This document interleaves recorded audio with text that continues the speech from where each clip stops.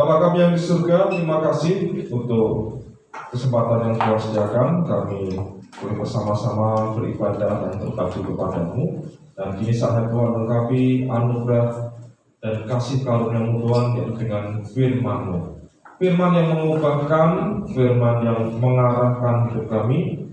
Firman-Mu adalah pelita bagi langkah kaki kami, dan pimpin kami Tuhan, supaya kami juga boleh sepakat seperti pemazmur berkata, firman-Mu adalah manis bagai madu di bibir kami Tuhan. Kami siap untuk belajar firman Tuhan. Di dalam nama Tuhan Yesus kami berdoa, haleluya, amin. Salam Bapak Ibu. Nah, kita akan baca Tuhan. Terlebih dahulu saya ingin menyampaikan beberapa pengumuman berkaitan dengan kegiatan kita selama bulan ini. Yang pertama soal Natal, Bapak Ibu. Berapa sudah baca mungkin di grup bahwa Natal yang akan kita adakan itu dilangsungkan pada tanggal 26 Desember. Jika ada yang berkata, kenapa kok nggak 25 Pak? Karena pada tanggal 25 itu hari Sabtu, ya. Jadi kalau nanti kita maksa diri untuk tanggal 25 diadakan ibadah, tanggal 26 juga diadakan ibadah, maka mau nggak mau kita dalam 2 hari akan beribadah sampai 4 kali nanti. Daripada nanti ada resiko capek dan sakit, apalagi dengan kondisi yang belum terlalu aman saat ini, lebih baik kita bisa menjaga, kita bisa saling melindungi satu dengan yang lain, tidak perlu memaksakan diri. Jadi ibadah dan perayaan Natal diadakan pada hari Minggu 26 Desember. Khusus untuk jamnya di pagi ada perubahan, yaitu jam 8 pagi. Yang di sore tetap jam 5 sore. Dan sedikit pengumuman juga, barusan tadi siang saya ditelepon bahwa khusus yang sore nanti kita akan kedatangan tamu, yaitu keluarga GSPI Pos Malang. Ada 12 orang yang akan rencananya datang bersama untuk merayakan Natal bersama-sama dengan kita di tempat ini, ya. Nanti untuk teknisnya kita akan persiapkan juga untuk kedatangan keluarga kita ini. Berikutnya Bapak Ibu, tanggal 30 November nanti kita akan bersama-sama belajar. Saya berharap cara berbagi yang muda-muda, juga yang bekerja, kita belajar bersama-sama mengenai hari Sabat tanggal 30 November via Zoom. Nanti di gereja akan diadakan nonton bersama, belajar bersama dengan hamba Tuhan Ibu Angelin Cia Susilo. Ini beliau adalah konsultan yang kemarin di bulan Oktober kita bersama-sama juga mengadakan. Saat ini kembali kita belajar mengenai arti Sabat secara khusus dalam dunia kerja ini bagaimana. Kita tahu bahwa di dunia kerja seolah nggak ada lagi yang namanya hari tanggal merah. Sabat itu nggak ngerti. Nah, apakah bagaimana kita menyikapinya, iman Kristen kita bagaimana menyikapi tuntutan dunia yang akselerasinya, kecepatannya, seolah nggak ngerti lagi mengenai hari Sabat, nggak ada lagi soal berhenti, ya. Kita akan belajar bersama-sama nanti di tanggal 30 November. Silahkan Bapak Ibu bisa datang ke gereja, kita bersama-sama belajar mengenai hari Sabat ini. Ya, masih berkaitan dengan anugerah. Beberapa minggu yang lalu saya menyampaikan khotbah berkaitan dengan anugerah. Yang pertama, ketika kita belajar mengerti anugerah, ketika kita sadar akan anugerah, maka yang terjadi kita dilarang yang namanya iri hati. Ya, jangan ada iri dalam anugerah Tuhan. Kemudian saya menyampaikan mengenai di dalam anugerah Tuhan jangan memelihara yang namanya kemalasan. Kemalasan itu seolah-olah dianggap sebagai dosa besar di dalam kerajaan anugerah Tuhan. Kemudian saya menyatakan jangan khawatir. Di dalam anugerah Tuhan, di dalam hidup yang penuh dengan anugerah Tuhan, itu tidak ada tempat untuk kekhawatiran. Karena Tuhan yang atur, Tuhan yang pegang kendali atas segala sesuatunya. Kemudian minggu lalu saya menyampaikan mengenai jangan menghakimi. Karena kalau kita menghakimi, itu artinya kita sedang menutup pintu anugerah. Kita sedang memblok anugerah untuk berkuasa. Orang yang menghakimi tidak ada tempat untuk anugerah tinggal di hatinya. Nah, Kali ini kita akan belajar mengenai yang namanya anugerah, yaitu yang artinya memberi diri dalam pelayanan. Memberi diri dalam pelayanan. Ya, saya akan bacakan ayat firman Tuhan dari 2 Korintus 8 ayat 1 sampai yang ke-5. Saudara-saudara, kami hendak memberitahukan kepada kamu tentang kasih karunia yang dianugerahkan kepada jemaat-jemaat di Makedonia. Selagi dicobai dengan berat dalam berbagai penderitaan, sukacita mereka meluap, dan meskipun mereka sangat miskin, namun mereka kaya dalam kemurahan. Aku bersaksi bahwa mereka telah memberikan menurut kemampuan mereka, bahkan melampaui kemampuan mereka. Dengan kerelaan sendiri mereka meminta dan mendesak kepada kami, supaya mereka juga beroleh kasih karunia untuk mengambil bagian dalam pelayanan kepada orang-orang kudus. Mereka memberikan lebih banyak daripada yang kami harapkan. Mereka memberikan diri mereka pertama-tama kepada Allah, kemudian oleh karena kehendak Allah juga kepada kami. Bapak Ibu, ciri hidup dalam anugerah Tuhan, ciri hidup di dalam anugerah yang kita terima dalam Kristus Yesus, itu adalah memberi diri dalam pelayanan. Bahkan dalam pelayanan, arti pelayanan pun itu termasuk salah satu tugas, salah satu ciri dari gereja itu ada namanya pelayanan atau diakonia. Tugas gereja itu ada 5, di sini dituliskan. Liturgia itu artinya ibadah, koinonia itu persekutuan, bisa dikatakan seperti biston, kita mengakrabkan, kita mempersekutukan satu dengan yang lain. Kemudian kerikma itu artinya penyampaian firman Tuhan. Diakonia ini artinya pelayanan. Macam-macam pelayanan itu keterlibatan untuk kita bisa saling mengikat, peduli satu dengan yang lain. Kemudian ada marturia, artinya kesaksian atau memberitakan Injil.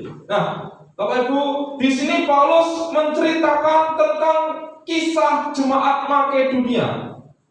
Jemaat Makedonia ini jemaat yang sangat-sangat spesial di hati Paulus, karena dikatakan di awal, saya ingin menceritakan tentang kasih karunia yang dianugerahkan. Jemaat Makedonia ini memiliki kasih karunia, memiliki anugerah. Dan meskipun mereka dikatakan oleh Paulus, mereka ini sejatinya sangat miskin, mereka ini juga susah, tetapi mereka mau terlibat, mereka mau mendukung, mereka memberi diri untuk mendukung pelayanan Paulus. Bahkan dikatakan di sini mereka mendesak. Paulus sejatinya nggak tegel, bahwa mereka butuh, bahwa mereka pun juga sejatinya nggak kaya-kaya banget. Nah, kok malah lomo banget kepada Paulus, sehingga Paulus berkata, saya sebenarnya itu menolak, tetapi mereka meminta dan mendesak kami. Mereka memberi diri mereka pertama-tama kepada Allah, dan kemudian mereka memberi diri mereka, memberikan perhatian mereka kepada kami, kepada pelayanan kami. Ya, Bapak Ibu, pelayanan ini adalah ciri dari hidup yang ada dalam anugerah Tuhan. Ciri hidup yang ada dalam anugerah Tuhan. Karena ketika kita beroleh kasih karunia Allah, ketika kita beroleh keselamatan dalam Kristus Yesus, maka wujud syukurnya itu pasti berupa pengabdian, menghormati Tuhan dan rindu untuk membalas kebaikan Tuhan.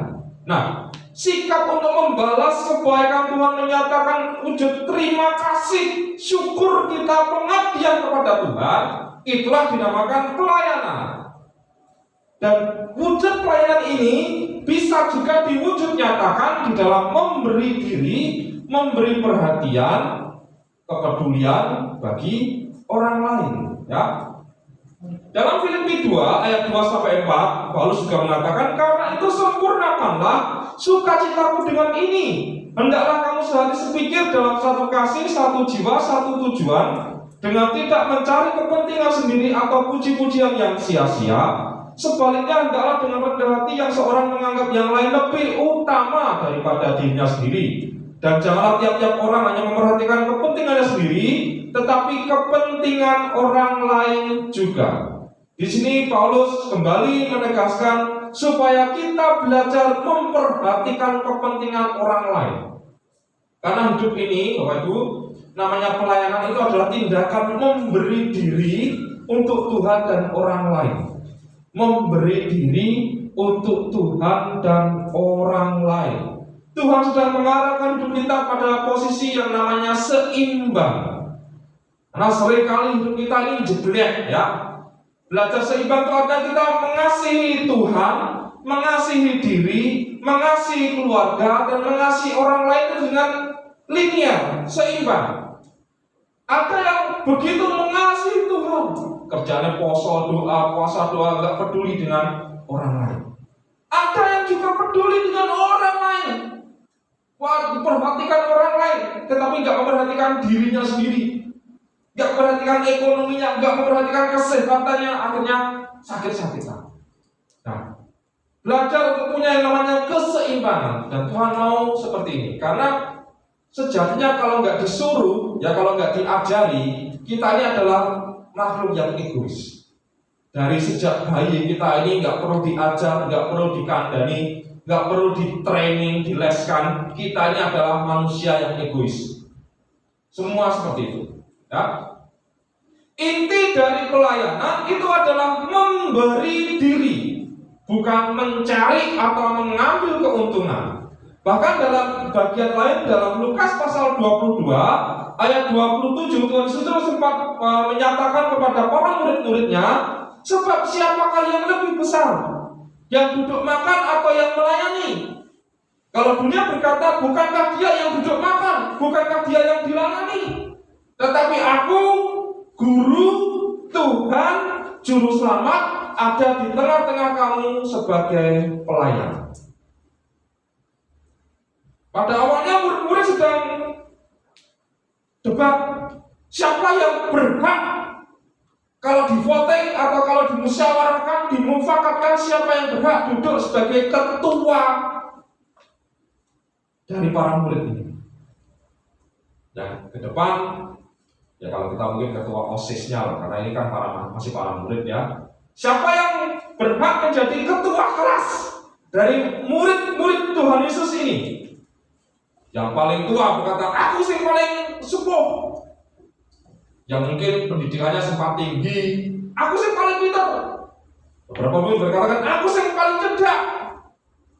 Atau mungkin juga ada yang berkatakan, aku yang titik-titik, saya dimintai Gusti, saya dimintai tolong guru untuk menyiapkan A, B, C, dan D. Semua sedang geger. Tetapi Tuhan berkata, yang paling besar adalah yang melayani. Yang paling besar itu adalah yang melayani. Ini prinsip di dalam kerajaan Allah. Yang paling besar itu pasti yang melayani. Dan yang melayani ini adalah yang layak untuk menjadi pemimpin. Pemimpin di dalam kerajaan anugerah Tuhan bukan karena yang paling kaya, bukan karena yang paling berprestasi, tetapi yang disasar, yang dituju adalah yang mau paling banyak melayani. Hanya itu. Terlebih di dalam Alkitab, di dalam kepemimpinan Kristen, pemimpin itu tidak boleh mencari apa-apa, apalagi mengambil keuntungan. Tidak boleh. Satu-satunya yang boleh diambil oleh seorang pemimpin adalah tanggung jawab. Berani mengambil tanggung jawab. Itu pemimpin di dalam kekristenan, pemimpin dalam Alkitab. Nah, Bapak Ibu, pelayanan juga berarti mengubah kecenderungan yang sejatinya kita semua orang-orang yang diri sentris, ya saya mengatakan diri sentris artinya berpusat pada diri sendiri, menjadi pribadi-pribadi yang berpusat kepada Kristus. Sama seperti tadi Paulus berkata, hendaklah kamu punya pikiran, jiwa, tujuan yang sama seperti yang Kristus inginkan. Sama seperti Kristus peduli kepada yang lain, belajarlah juga punya server yang sama, peduli dengan yang lain. Bapak Ibu, pelayanan itu adalah memberi kontribusi dan mendatangkan kebaikan bagi orang lain. Ini pelayanan. Kalau pelayanan ujung-ujungnya adalah kita cari keuntungan, itu bukan pelayanan. Itu kita sedang bisnis pelayanan. Bapak Ibu, saya berikan satu kesaksian. Saya sendiri juga berusaha atau diproses menuju ke sana. Tidak ada yang sempurna di antara kita. Bukan berarti ketika saya bicara soal ini saya sudah lulus ujian. Kita pun akan masih terus akan diproses untuk hati kita dimurnikan, motivasi kita lurus, apakah kita tulus untuk melayani Tuhan atau kita cari keuntungan. Suatu saat saya diundang untuk khotbah di salah satu gereja di Jawa Timur, Bapak Ibu. Saya iyani, saya katakan oke, saya siap untuk pelayanan di sana. Dan supaya saya prediksikan waktunya dan semuanya, saya naik mobil ke sana. Biaya transport, bensin, dan masuk jalan tol itu totalnya pergi pulang itu 500.000, ya. Jadi modal awalnya 500.000. Ditambah lagi Bapak Ibu, ada yang titip ke saya, ada anak Tuhan, ada orang Kristen yang juga murah hati, tahu bahwa saya pelayanan di gereja ini. Beliau titip, Pak, tolong ini saya titip 2 juta untuk gereja ini, untuk pelayanan di gereja ini. Wah, Bapak Ibu, ini benar-benar pelayanan ya. Datang, ngotbahi, ya, memberi lagi. Ya, paket komplit ya ini ya. 2 juta lagi, wah, pakai ini. Bapak Ibu, saya datang ke sana, naik mobil, kemudian serahkan persembahan, foto-foto sebagai bukti bahwa apa yang saya kerjakan sudah tuntas, donasi sudah saya serahkan, dan di akhir acara biasa namanya diberi amplop. Nah, saya nggak mungkin kan buka amplop di depan orangnya, nah kita orang Jawa, buka amplopnya, saya pikir nanti wah, di Tuhan dapat berkat. Dibuka dan isinya 350. Saya percaya ketika saya ngomong angka ini, Bapak Ibu jenengan sudah sempat mikir, wah Pak, berarti jenengan rugi. Modal 500, baliknya 350, wah R ini.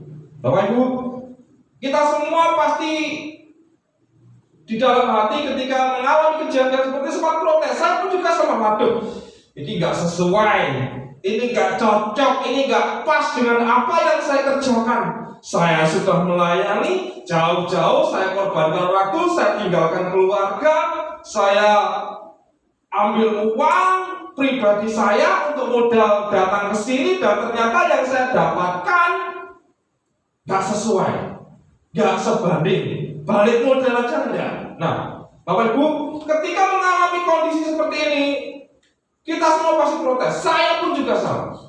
Tapi kemudian akhirnya Tuhan memproses, Tuhan arahkan, Tuhan tunjukkan bahwa yang namanya pelayanan itu sudah biasa seperti ini. Dapat penghargaan yang enggak pas, yang enggak sesuai, itu udah biasa. Namanya pelayanan itu artinya memberi diri, berkontribusi, tidak mengambil keuntungan, tidak cari keuntungan di sana. Dan Tuhan juga selalu arahkan, Tuhan selalu bukakan pikiran bahwa berkat yang kami terima bukan hanya ketika pelayanan itu.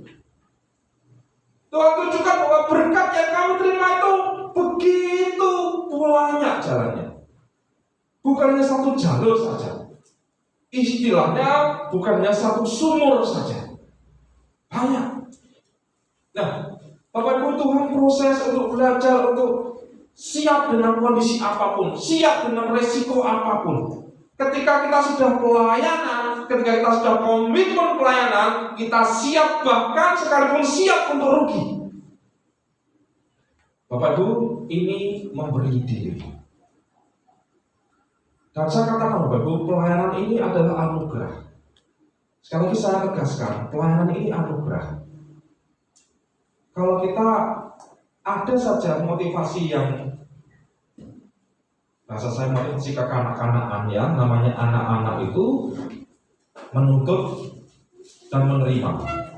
Tapi kalau memberi, berkontribusi belum siap. Pelayanan ini nanti kita akan tegaskan lagi bahwa pelayanan ini adalah makanan orang dewasa. Sama seperti orang tua bagi anak itu siap untuk rugi. Kalau Anda jadi orang tua, siap jadi orang tua, maka bersiaplah juga untuk rugi. Kalau jadi orang tua hanya maunya untung dan untung, seolah nggak bakalan ketemu.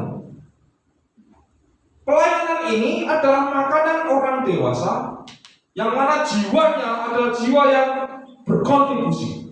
Jiwanya adalah jiwa memberi, nggak cari-cari. Dan sekali lagi saya katakan, kalau kita diberi anugerah terlibat dalam pelayanan, bersyukurlah. Itu kehormatan. Itu kehormatan. Karena itu tandanya Tuhan sedang dewasakan kita. Tuhan perlakukan kita sebagai rekan kerja, rekan anugerahnya, bukan lagi kekanak-kanakan. Bapak Ibu, ada satu kisah dalam Alkitab, kita akan belajar bersama-sama dalam Bilangan pasal 16. Bilangan 16 ayat 1-11, ini kisah mengenai pemberontakan Korah, Datan, Abiram, dan On. Ya, 4 orang sebenarnya, tapi di dalam perikop Alkitab itu dituliskan 3 orang saja, Korah, Datan, dan Abiram. Sebenarnya 4 orang. Nah, saya akan bacakan dari pasal 16 ini ayat 1-11. Korah bin Yisar bin Kehat bin Lewi beserta Datan dan Abiram, anak-anak Eliab, dan On bin Pelet. Ketiganya orang Ruben mengajak orang-orang untuk memberontak melawan Musa beserta 250 orang Israel, pemimpin-pemimpin umat itu, yaitu orang-orang yang dipilih oleh Rafa. Semuanya orang-orang yang kenamaan. Mereka berkumpul mengerumuni Musa dan Harun serta berkata kepada keduanya, "Sekarang cukuplah itu. Segenap umat itu adalah orang-orang kudus dan Tuhan ada di tengah-tengah mereka. Mengapakah kamu meninggi-ninggikan diri di atas jemaat Tuhan?"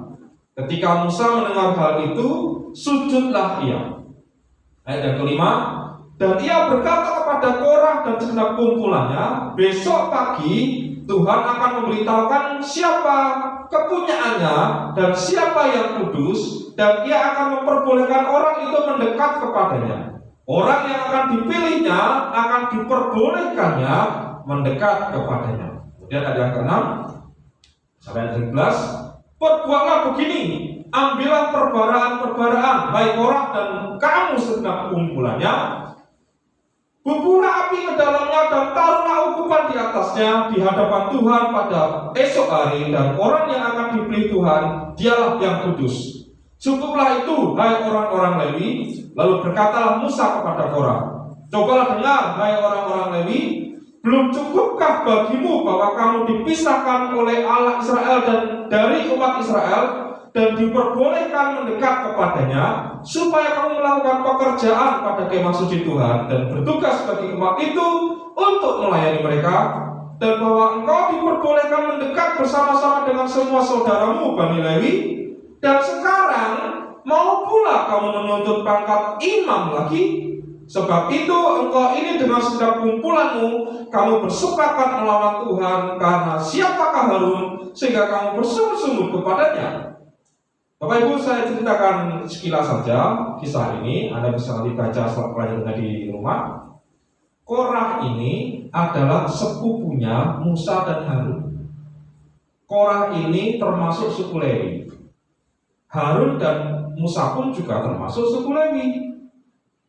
Ya, jadi ini tunggal mbahnya Lewi. Dan Korah ini mendapat tugas, dia dan keluarganya itu banyak.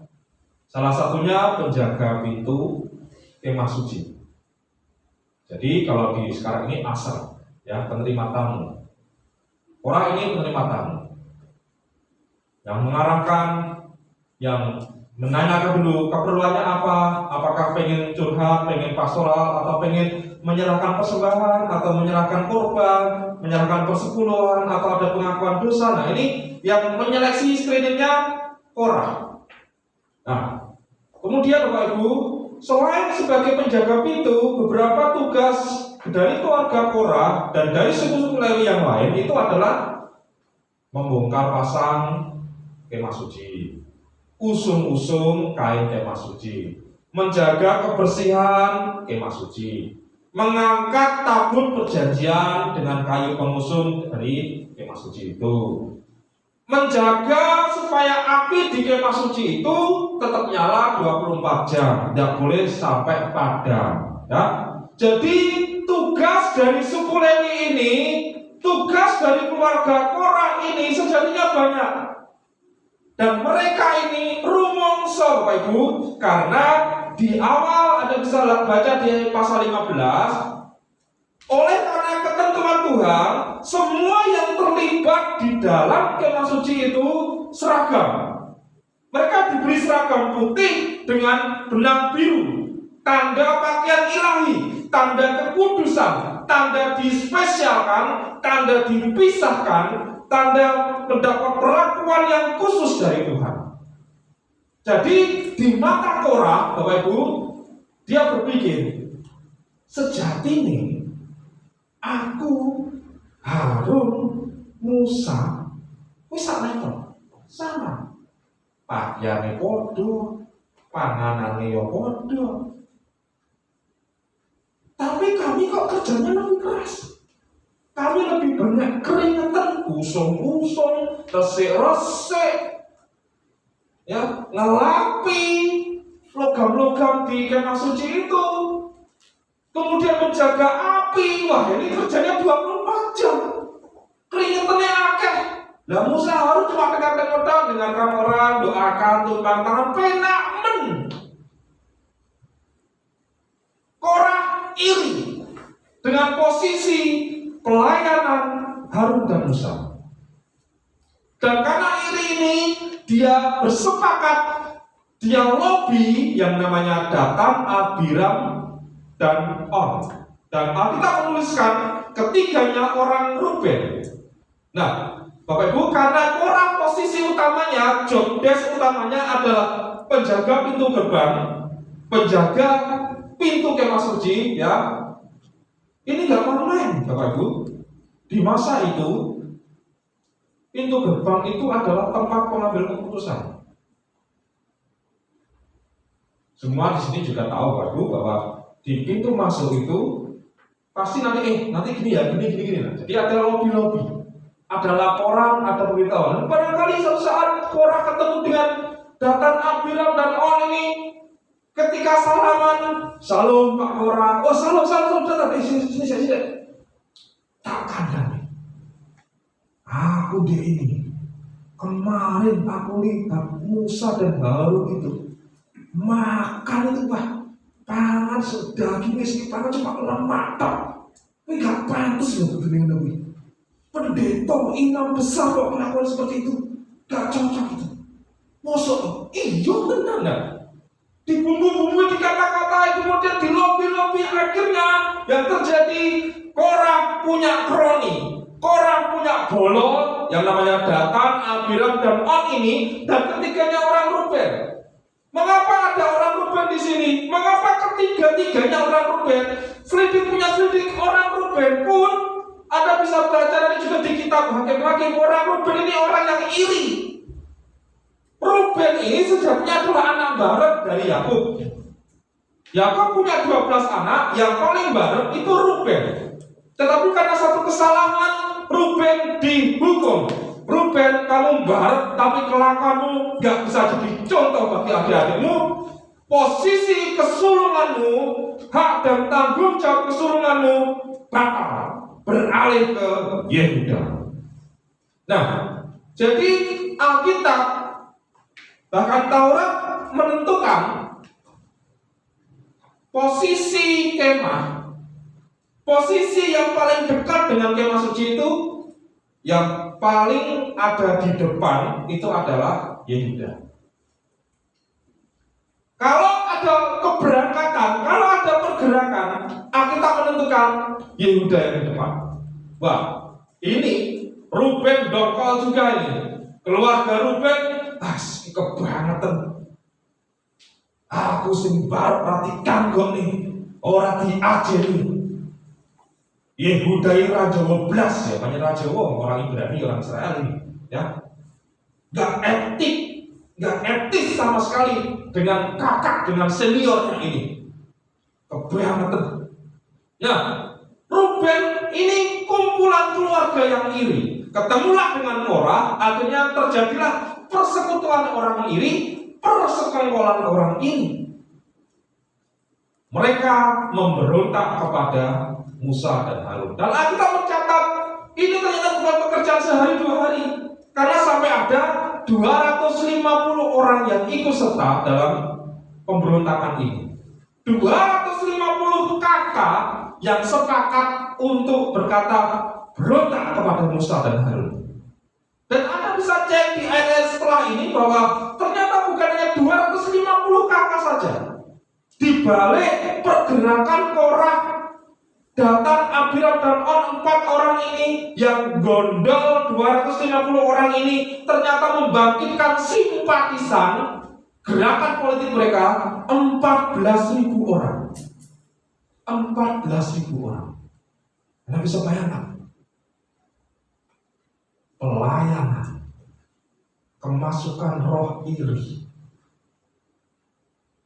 merasa ingin lebih dihormati, mengajak orang-orang yang kumpulan orang iri, dan dampaknya Bapak Ibu ngeri. Mereka dihukum dengan cara yang tidak wajar. Musa berkata, kalian jelas dihukum Tuhan. Kalian jelas dihukum Tuhan hari ini. Kalian main-main terhadap pelayanan, kalian gak hormat terhadap pelayanan, kalian gak tunduk dengan ketetapan Tuhan, kalian sembarangan terhadap pelayanan. Hari ini kalian pasti dihukum Tuhan. Dan hukumannya, kalau Tuhan menghukum kalian dengan mati seperti matinya orang biasa, langsung geletak, bergerak, serangan jatuh mendadak, berarti omonganku salah. Tapi kalau kalian mati dengan cara yang tidak wajar, tanah membuka mulutnya dan kalian tenggelam di dalamnya, berarti omonganku benar. 250 orang belum selesai Musa selesai ngomongnya ini, tanah terbuka dan mereka ditelan. Besoknya orang-orang simpatisan 14.000 orang ini protes, kalian keberatan. Hanya gara-gara soal pelayanan aja diprotes, dikritik soal pelayanan saja, kalian kok malah menghukum mati 250 keluarga kami. Kami gak setuju, kami protes. Kemuliaan Tuhan turun melindungi Musa, dan hari itu juga Tuhan menghukum mati dengan tulah 14.000. Bapak Ibu, ini gak main-main ya. Kita pikir soal sepele nih pelayanan itu ya. Tapi ini anugerah Tuhan. Dan kalau kita permisi kata-kata saya mungkin sedikit kasar, kalau kita kurang ajar di dalam pelayanan, Pak, ini harganya gak main-main, Bapak Ibu. Beberapa waktu lalu saya katakan menghormati anugerah Tuhan dengan cara apa? Jangan iri, jangan malas. Dan kalau diberi kehormatan, kali kita belajar mengenai pelayanan, diberi anugerah, diberi talenta, diberi kesempatan selama hidup untuk melayani Tuhan. Dan kalau diberi kesempatan itu, gunakan dengan baik, jangan sembarangan, jangan asal-asalan juga. Itu kehormatan daripada Tuhan. Bapak Ibu, motivasi Korah, Datan, Abiram, dan On ini adalah iri hati dengan jabatan, iri hati karena merasa wah pelayanan itu dihormati. Aku sing akeh keringetan terlibat pelayanan, malah belas lah itu kehormatan. Dikit-dikit Musa, dikit-dikit Harun, Musa lagi, Harun lagi, Musa lagi, Harun lagi. Kapan aku maju nih? Padahal kemampuanku juga sama. Nah, Bapak Ibu,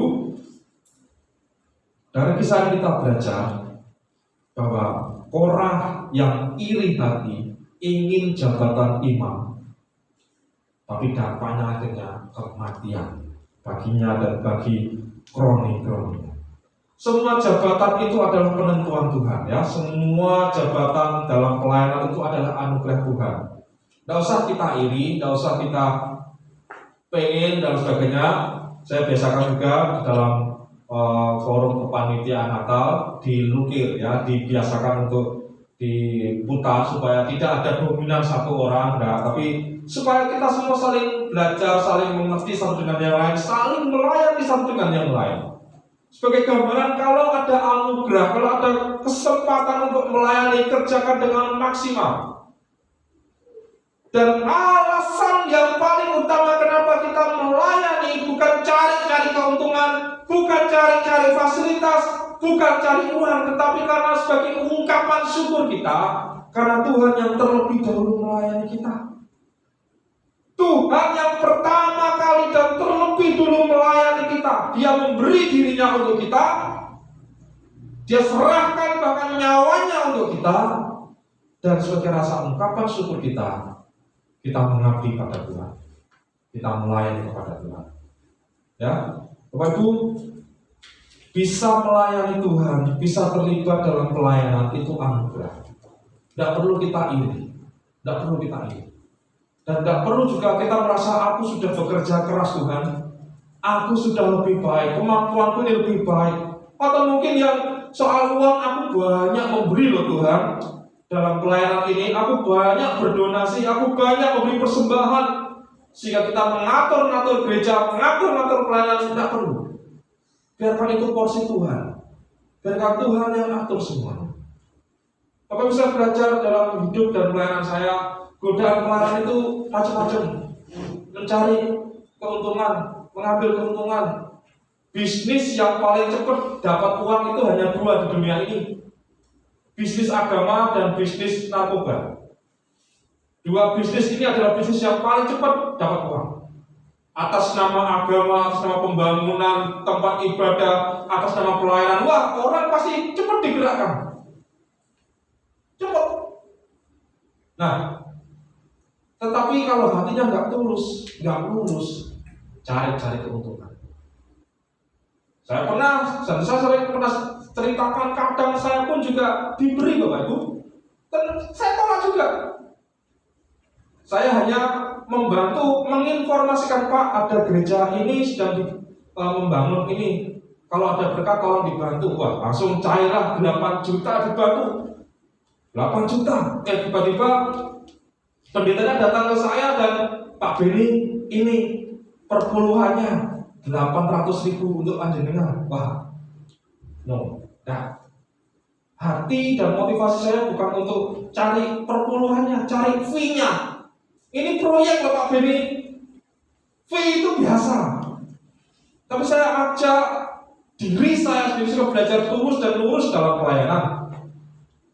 Dan seringkali, namanya tadi seperti tadi saya sempat katakan di awal, saya ceritakan hitung-hitungan modal 500, baliknya cuma 350 rugi. Nah, kalau hatinya sudah mulai hitung-hitungan ini, hati-hati. Pelayanan bukan tempat untuk mencari keuntungan. Soal keuntungan, soal berkat Tuhan itu datangnya dari berbagai tempat. Tuhan tak kurang cara untuk berkati kita. Bapak Ibu, kadang pelayanan juga kita mencari pengakuan. Wah, Pak, jenengan apik pelayanannya. Khotbahmu apik dibandingkan pendeta ini, wah khotbah jenengan apik. Nah, pelayanan WA-mu, pelayanan musikmu apik dibandingkan ini. Nah.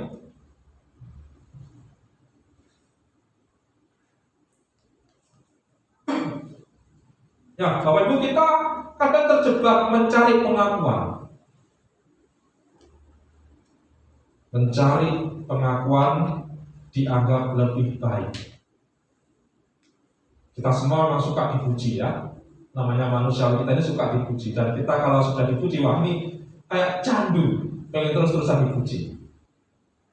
Tanpa kita sadari, kadang saya pun juga terjebak menilai gereja, mengakui gereja itu dengan ukuran ABC, menghakimi gereja dengan ukuran ABC. A itu apa? Absensi, kehadiran. Gereja kok bertahun-tahun cuma 10, 15 tok, orang maju-maju, tambah-tambah. Gereja ora bener iki, pelayanane ora bener. B. A itu absensi kehadiran. B. Bangunan, sarana bertahun-tahun kok ngono kuwi terus wae. Bangunan ora tambah-tambah, ora dadi apik, malah tambah reget. Kita menghakimi lagi. C. Cash flow-nya. Jangan ini gereja memberi nggak pernah, persembahan persepuluhan nggak pernah. Nah, Bapak Ibu, pengakuan ini kadang menjebak kita untuk menghakimi satu dengan yang lain. Godaan pelayanan juga adalah soal ingin lebih dihormati, ingin mendapat kemudahan, ingin mendapat kelancaran. Wah, aku melayani Tuhan, maka hidupku akan diberkati Tuhan. Kalau aku melayani Tuhan, hidupku akan dimudahkan. Bapak Ibu, tidak seperti itu. Pelayanan bukan jaminan bahwa hidup kita tidak dapat masalah, tidak. Tapi pelayanan sekali lagi adalah wujud pengabdian kita kepada Tuhan. Bapak Ibu saudara sekalian, resiko dalam pelayanan itu soal dimaki, dikritik itu sudah biasa, ya. Dirasani, nggak dianggap, nggak dihargai itu sudah biasa. Tapi yang paling utama sekali lagi, pelayanan itu adalah soal memberi diri kita. Memberi diri kita. Orang yang hidup dalam anugerah Tuhan pasti memberi diri, pasti melayani. Dan kalau kita hanya cari-cari keuntungan, permisi kata di awal saya sudah tegaskan, Anda pasti nggak akan tahan. Karena pelayanan itu bukan untuk anak-anak yang sukanya bisa untuk meminta dan menuntut. Tidak. Pelayanan itu adalah untuk orang dewasa yang siap, bahkan siap untuk rugi. Sama seperti Kristus yang telah rugi untuk kita, bahkan mati untuk kita. Dia yang kaya rela menjadi miskin, karena itu rugi. Dia yang mulia rela menjadi hina, bukankah itu rugi? Total rugi besar-besaran. Supaya kita yang miskin, yang berdosa ini diperkaya dan dimuliakan. Itulah pelayanan Kristus bagi kita. Dia memberi dirinya untuk kita. Demikian pula dalam hidup kita ini, ketika kita beroleh anugerah Tuhan, maka kita pasti berkontribusi. Pelayanan tidak selalu soal uang, tidak selalu soal pelayanan altar. Bersyukur kalau panjenengan semua diberkati Tuhan, berkat ekonomi, berkat keuangan. Puji Tuhan, berkatku lumayan. Aku bantu gereja, aku bantu Natal. Puji Tuhan kalau memang ada berkat. Wah, puji Tuhan, aku kok rasanya terbeban untuk belajar nyanyi, belajar pujian, pengen jadi singer, nanti naik level jadi WL. Wah, lambat-lambat ke Pak Beni banyak kegiatan.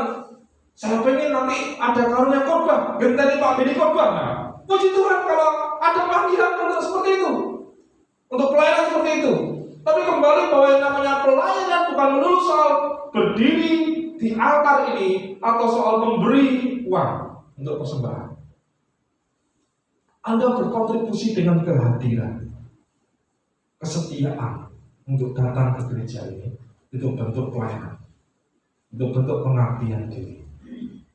Anda teringat orang lain, Anda mendoakan orang itu, Anda berkontribusi di dalam doa, mendoakan orang, mendoakan gereja Tuhan, bahkan Anda mendoakan gereja GSP, bahkan Anda teringat gereja di sekitar rumah Anda doakan itu tanda hidup ini sedang memberi diri, mau mendatangkan kebaikan bagi orang lain. Bapak saudara sekalian, sekali lagi hidup dalam anugerah Tuhan pasti memberi diri dan pasti melayani. Amin. Tuhan Yesus memberkati. Kita berkepala, kita berdoa. Bapa di surga, kami bersyukur untuk firman-Mu ini.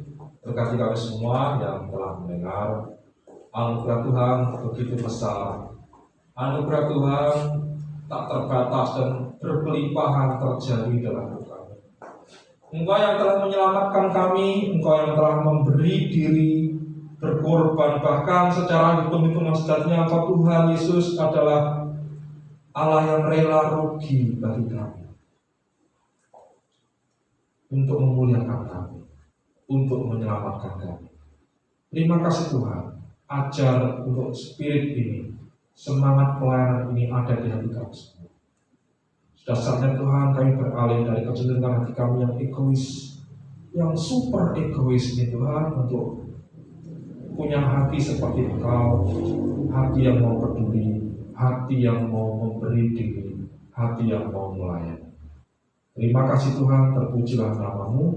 Di dalam nama Tuhan Yesus kami berdoa dan bersyukur. Haleluya.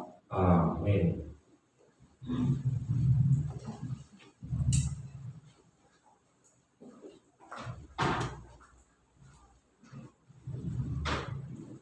Terima kasih kepada Bapak Pendeta Beni atas kebenaran firman Tuhan yang sudah disampaikan. Tuhan Yesus memberkati. Saya akan mengumumkan warta gereja untuk WL ibadah pagi minggu depan akan dilayani oleh Bapak Saryanto, singer, Mbak Anggi dan Ibu Rika. Untuk WL ibadah sore akan dilayani oleh Mbak Siska dan singernya Ibu Sari dan Mbak Heni. Besok minggu adalah minggu ketiga di mana akan diadakan sekolah minggu, ibadah sekolah minggu yang akan diselenggarakan pukul 9 pagi. Dimohon Bapak Ibu yang memiliki putra dan putri dapat mempersiapkan anak-anaknya untuk mengikut sertakan mereka dalam ibadah sekolah minggu pada minggu yang ketiga. Demikian hal yang dapat saya sampaikan. Mungkin Bapak Ibu dapat memberikan salam sehat kepada orang yang terdekat, kiri, kanan, depan, belakang. Selamat berakhir pekan. Tuhan Yesus memberkati kita sekalian. Mari saya undang sidang jemaat untuk bangkit berdiri. Sebelum kita akan menerima doa berkat dan menutup serangkaian ibadah kita pada saat malam hari ini, kita akan naikkan pujian doa Yabes.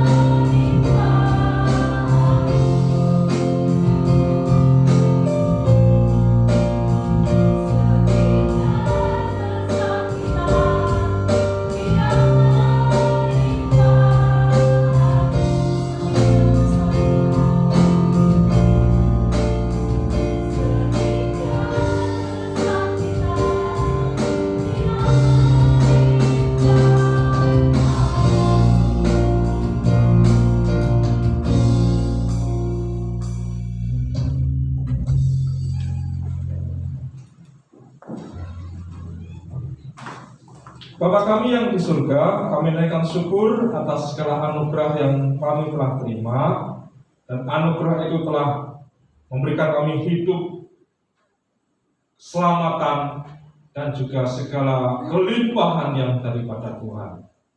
Dan kami percaya hari ini juga kami beroleh kemurahan, kami beroleh kuasa dan urapan dari tempat maha tinggi. Kami iman juga Tuhan telah mengirimkan berkat untuk hidup kami dan juga untuk keluarga kami. Diberkati pekerjaan usaha termasuk juga dagangan kami, Tuhan berkati. Kami juga percaya di dalam nama Tuhan Yesus ada mujizat, ada kesembuhan atas sakit penyakit kami. Tuhan juga berkati keluarga kami, segala pergumulan tantangan yang kami hadapi. Kami percaya di dalam Tuhan selalu ada jalan. Segala kebutuhan, segala pergumulan pasti Tuhan sediakan tepat pada waktunya. Terima kasih Tuhan, kami bersyukur kepadamu. Kami terima berkat-Mu, kami terima kuasa-Mu. Mari jemaat angkat tanganmu dan terima berkat yang daripada Tuhan. Damai sejahtera yang dari Allah Bapa, kasih yang sempurna di dalam Anak Allah Tuhan kita Yesus Kristus, hikmat penyertaan serta persekutuan di dalam Allah Roh Kudus menjadi milik saudara saat ini sampai selama-lamanya. Semua yang terima berkat Tuhan bersama kita katakan amin. Bapa terima kasih, Bapa terima kasih, Bapa di dalam surga, juga terima kasih. Amin. Tuhan Yesus memberkati.